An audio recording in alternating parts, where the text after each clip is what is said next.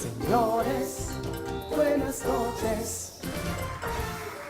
Amigos, continuamos con mucho más de su programa Buenas noches. Aquí estamos compartiendo el momento de la entrevista y tenemos un invitado súper especial. Huele a politólogo, huele a profesor. A ver, Marianita. Bien, le damos la bienvenida al profesor Carlos Romero. Va a estar con nosotros compartiendo en profundidad temas que tienen que ver con el ámbito sociopolítico nacional, pero también internacional, en virtud de que estamos frente a un politólogo y también internacionalista. Bueno, profe, bienvenido. Gracias por aceptar la invitación finalmente. Muchas gracias a ustedes. Estoy muy complacido de estar aquí con todos. Bueno, cuando conversamos antes de esta entrevista, le había adelantado algunos temas que siento pues es interesante conversar, porque lo que siempre nos ocurre, profesor, es que la política nacional, la economía, siempre fija la agenda, pero hay otros temas que se van quedando debajo de la alfombra y a mí me encanta sacarlos para conversar sobre eso, para que todos estemos enterados. Por ejemplo, el caso de las elecciones de Brasil.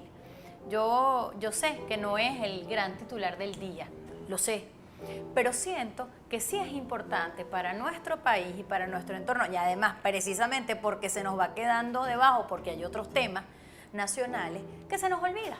Me parece interesante retomarlo porque la reelección de la presidenta Rousseff sin duda reviste importancia por el tema binacional con Venezuela. Yo quisiera saber cuál es su visión de lo que allí ocurrió, qué le perfiló el triunfo, porque si todos recordamos el Mundial, las protestas, etcétera, dieron además cuenta clara en la primera vuelta, no fue fácil. Sin embargo, remontó y ganó. Sí, ganó, pero también quedó de segundo y muy cerca el candidato mayoritario de la oposición. Y creo que en Venezuela, como nosotros estamos empeñados en ver los asuntos de América Latina a través de nuestra propia experiencia, a veces cometemos algunos errores. Y creo que se ha cometido un error fundamental de no reconocer la importancia de la alta votación que obtuvo el candidato Neves.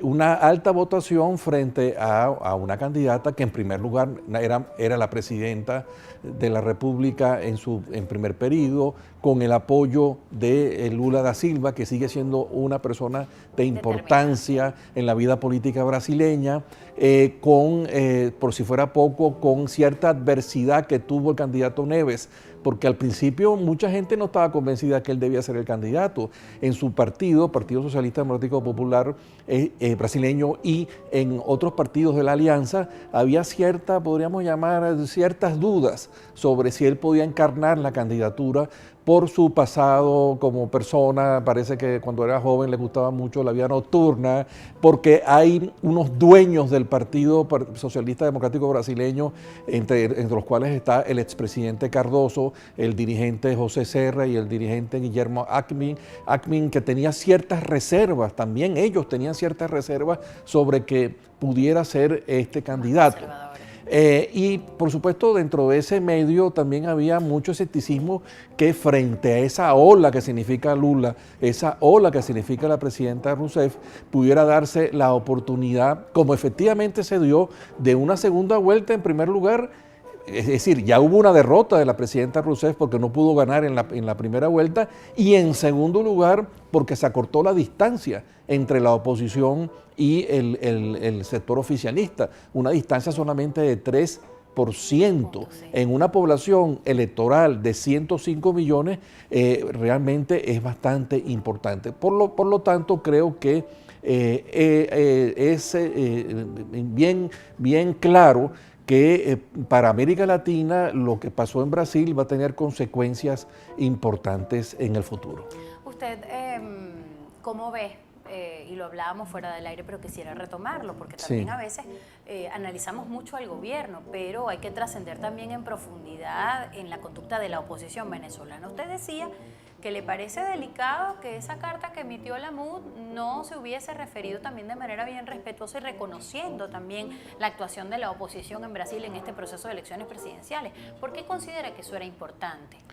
Bueno, considero que es importante porque si uno tiene una observación sobre la política brasileña en los últimos 15 años, es que ha habido un proyecto hegemónico del Partido de los Trabajadores en las dos presidencias de Lula y en la presidencia del Dilma Rousseff, tratando de cercar y reducir la importancia de la oposición brasileña. Entonces, el comunicado de la MUD, a mi modo de ver, es un comunicado que se centra solamente en la victoria de la presidenta Rousseff y no en ningún momento incorpora el saludo que la oposición venezolana tenía que darle a la oposición brasileña, porque la oposición venezolana tiene que estar muy contenta del importante resultado que tuvo la oposición brasileña, porque no solamente en sí mismo para lo que es el futuro de la vida política brasileña, que indudablemente pone a Neves en el primer lugar de opción electoral en las próximas elecciones, donde pudiera competir Lula y pudiera perder Lula, sino que también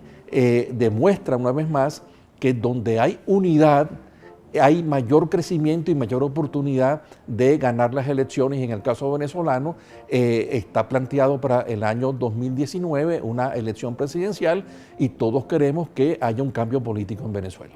Fíjense que cuando analizamos estos proyectos de los gobiernos de izquierda en el ejercicio del poder en América Latina, siento que cuando el presidente Chávez vivía era un poco más fácil agruparlos a los que eran similares. Siento que con el tiempo, sobre todo por el desempeño económico de todos estos gobiernos, por sus políticas económicas, ya no es tan sencillo agruparlos en un solo frente. Yo no sé si usted coincide conmigo, en primer lugar, con esa opinión. Pero en segundo término, cuando echamos un vistazo a lo que ocurre en Ecuador, en la misma Bolivia, en Argentina, a pesar de de la difícil situación económica que enfrenta ese país, en el nuestro y en Brasil, ya comenzamos a ver perfiles distintos, pese a que hay una cosa en común, un monstruo grandote que es esa izquierda en buena medida mal encaminada, ¿no? Lo decimos desde la crítica. ¿Por qué sí le ha ido bien a otros países, pese a que todos se parecían a este proyecto bolivariano del presidente Chávez? Bueno, permíteme disentir contigo porque no creo que toda la izquierda de América Latina es igual, en primer lugar, y mucho menos toda la izquierda de América Latina se parece al proyecto chavista. Si algo uno puede determinar teóricamente es que el modelo chavista es un modelo distinto a la izquierda democrática que ha estado representada en todos estos esfuerzos de gobiernos en El Salvador, en Bolivia, en Argentina, en Brasil, en Chile, etc. Primero que la mayoría de ellos son gobiernos de izquierda democrática, es decir, que respetan la disidencia, respetan a la oposición. En segundo lugar, son gobiernos que han llevado adelante una política económica de capitalismo mixto, es decir, combinando la propiedad y la gerencia del Estado con la propiedad privada y la iniciativa privada en un marco de interés nacional. Y en tercer lugar, que han tenido una política exterior bastante pragmática, donde no han querido tener problemas con ningún país, entienden que el mundo va hacia la multipolaridad, pero tampoco han convertido de enemigos los Estados Unidos. Hay unas muy buenas relaciones con los Estados Unidos en términos generales, y por lo tanto entonces son gobiernos que se han de cierta manera deslindado del proyecto chavista. Esto es otra cosa que los venezolanos tenemos que entender.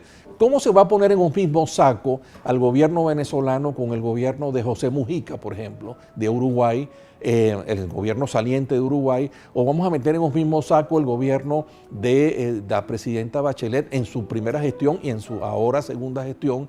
Es imposible, porque son gobiernos que se enmarcan dentro del proyecto histórico del reformismo en América Latina, y en el caso venezolano más bien es un gobierno radical, y yo particularmente pienso que de izquierda no tiene absolutamente nada.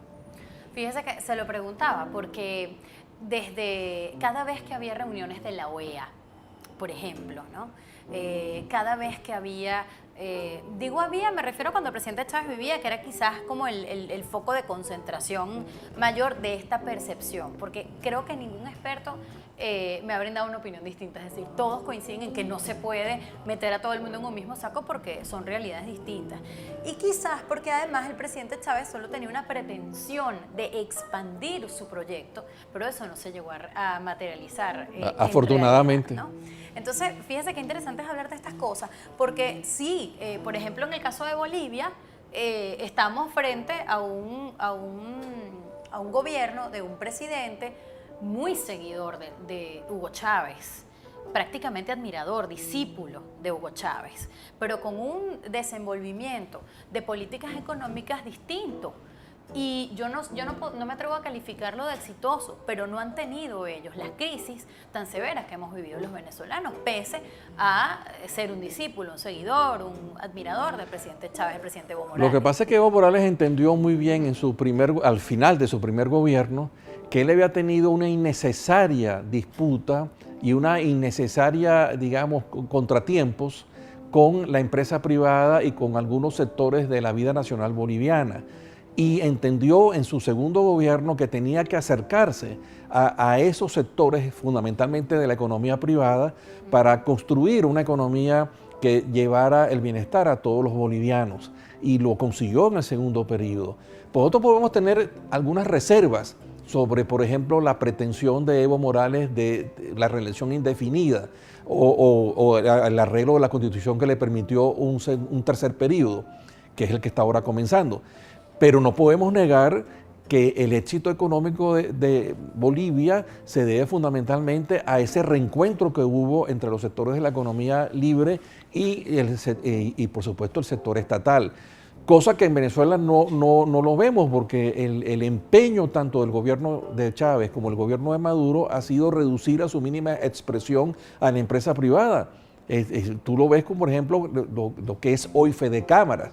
Fedecámaras es un fantasma de lo que fue en la etapa democrática venezolana. Y no es culpa de Fedecámaras, es culpa del Estado que ha querido pretender ejercer la autoridad económica y el dominio económico, trayendo, por cierto, grandes problemas económicos. Porque todo lo que estamos hablando en la vida cotidiana, del bachaqueo, el contrabando, la inflación, el desabastecimiento, etcétera, ahora los boneros son los grandes enemigos del gobierno. Exacto, es producto que no tenemos una economía sana. Y no tenemos una economía sana, entre otras cosas, porque se ha desvirtuado el papel del Estado y el papel de la empresa privada.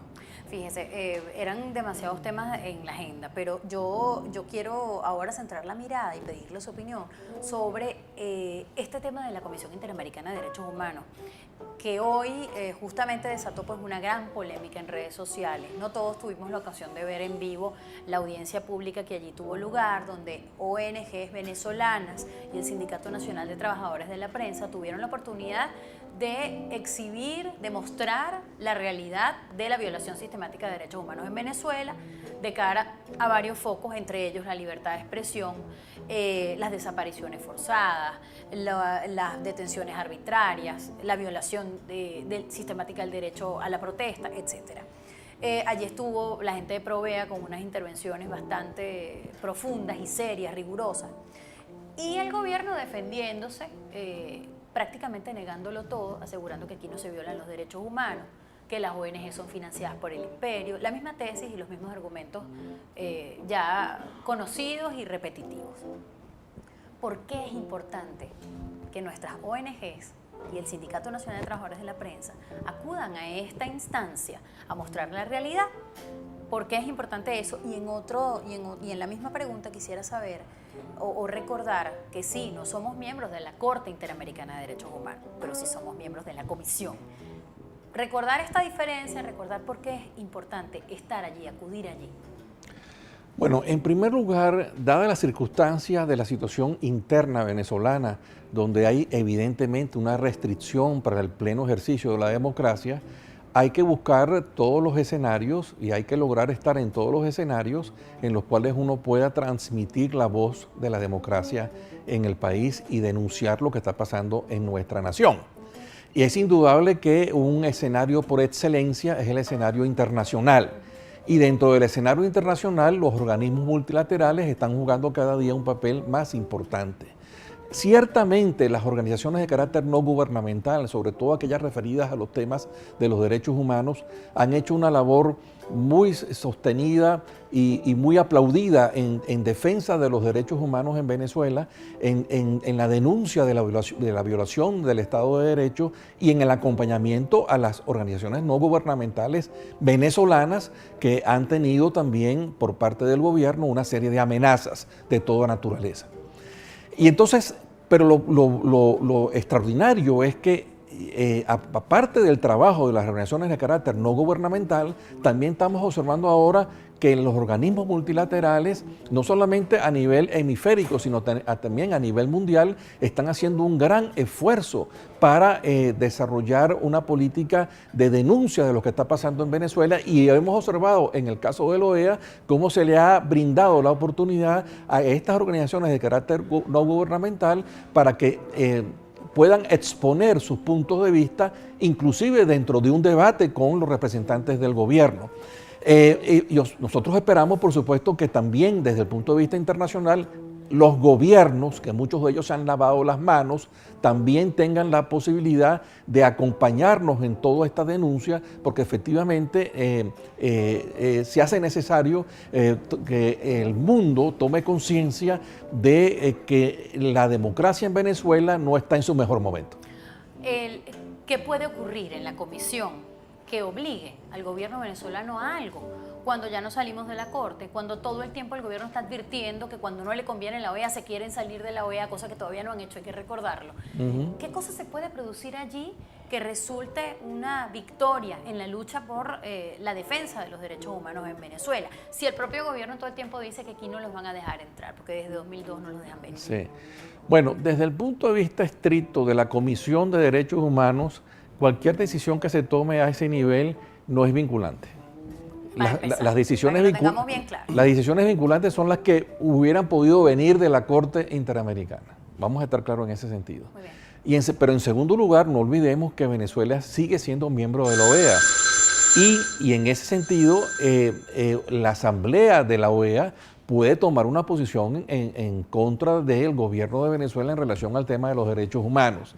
Eso habría que verlo si puede suceder. Pero en todo caso, para mí lo más importante es que se ha abierto una oportunidad para que las organizaciones de carácter no gubernamental en Venezuela, comprometidas con el tema de los derechos humanos, tengan la posibilidad de presentar ante el mundo y particularmente ante el hemisferio la situación que se está viviendo, no solamente en términos de represión, sino también de manipulación jurídica. Porque en el caso venezolano estamos asistiendo no solamente al tema, digamos, clásico represivo de las fuerzas policiales, sino también estamos observando cómo se ha desvirtuado el papel del Poder Judicial y, por si fuera poco, todo el tema del derecho a la información. Es decir, si tenemos una concepción de los derechos humanos de forma extensiva, todos y cada uno de los derechos humanos, de lo que llaman los expertos, primera generación, segunda generación, etcétera, en el caso venezolano son objeto de atención. Y eso para mí es ya un paso adelante. Profesor, bueno, quiero presentarme formalmente. Yo soy politólogo, también igual que usted. Hay mucha gente que dice en este programa que... Pero yo no te di clases, ¿no? No me doy clases, aunque yo estoy dando clases también. Yo doy clases para sistemas, sobre todo porque tomo mucha Viagra. Quería comentarle algo muy importante. Fíjese usted, yo quiero decir algo bien importante, ¿no? Estoy escuchando esta conversación del cual aprendo muchísimo y sostengo que usted tiene razón en muchas cosas, igual que Mariana, que está aquí sencillamente porque da rating y por eso no la he votado todavía. Obviamente porque yo estoy empatado con la hija del dueño del canal. Entonces por eso estoy acá. Ahora quiero comentarle algo muy importante, fíjese. Bueno, a mí me comentó uno de sus alumnos que una vez usted... No le haga caso. Esto se lo hace a todo el que viene para acá, ¿oyó? Bueno, es que realmente yo tenía que decirlo, de verdad, honestamente, yo no soy chismoso, pero tenía que decirlo. Quiero preguntarle algo bien importante. Fíjese, doctor, nosotros estamos viendo una problemática muy grave en nuestro país y estamos viendo sobre todo que hay mucho descontento a nivel nacional. Ahora, si nosotros sabemos que, como usted mismo lo está diciendo, aquí nosotros no estamos viendo ni un gobierno prácticamente de izquierda, sino más bien otra cosa, estamos viendo realmente que tenemos un CNE que está todo intervenido, tenemos todo intervenido largo, realmente por el está muy gobierno. largo. Yo quisiera saber con toda seguridad si a usted le parece de verdad que en el 2019 nosotros vamos a tener un cambio o va a pasar lo mismo que le dijeron al señor Capriles hace poquito, que le comentaron que bueno, que este señor nos está preparando para el 2019 decir que le demos otra vez y descarguemos nuestra con las ollas. ¿Qué le parece a usted? ¿Nosotros vamos a tener realmente un cambio para el 2019 o es antes? ¿Tú quieres que te conteste en serio o en broma? No, contésteme en broma. Sí. Tiene todo el derecho de permanecer callado, si así Sí. lo desea. Bueno, mira, primero, gracias por tu Pregunté intervención. algo bien serio, perdóname. Y la pregunta, sinceramente, No, es se portó pertinente, ¿no? buenísimo. Yo creo que hay que tomar en cuenta lo siguiente. Si uno realmente es demócrata y si uno cree en el ejercicio de la democracia y si uno está diciendo que la democracia está mancillada en Venezuela, entonces uno tiene que participar en la vía democrática. Y uno de los elementos fundamentales de la vía democrática es el tema electoral. Y dentro del tema electoral hay dos grandes planteamientos próximamente en Venezuela. En el año 2015 las elecciones parlamentarias y en el año 2019 las elecciones presidenciales. La oposición tiene que prepararse para ambas oportunidades.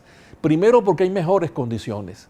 Hay mejores condiciones. Yo estoy convencido que las condiciones nunca habían estado tan bien como ahora desde el año Me quedan 30 1998. segundos. ¿Por qué mejores condiciones? Por la crisis económica, porque no es lo Usted sí mismo. confía en que sí va a haber alternabilidad porque las condiciones no son favorables para quien gobierna. ¿A eso se refiere? Por supuesto, por supuesto. Profe, Dios quiera. gracias por- Hiciste una traducción extraordinaria. Muchas gracias, Claro, doctor. es que ¿sabe por qué se lo preguntaba? Porque dije, mejores condiciones, ya va, es el mismo CNE, el mismo Tribunal Supremo de Justicia, la misma Asamblea, ya va. Ah, no, claro, las condiciones sociopolíticas Claro, desfavorables para quien gobierna. Perdón, es que me fui para allá. Gracias por acompañarnos, profe. ¿Ya se terminó el tiempo? Sí. Bueno, será Muchas la gracias, próxima. profesor, por haber venido, de verdad. A la orden. Vamos a un breve Ya venimos. Ya venimos.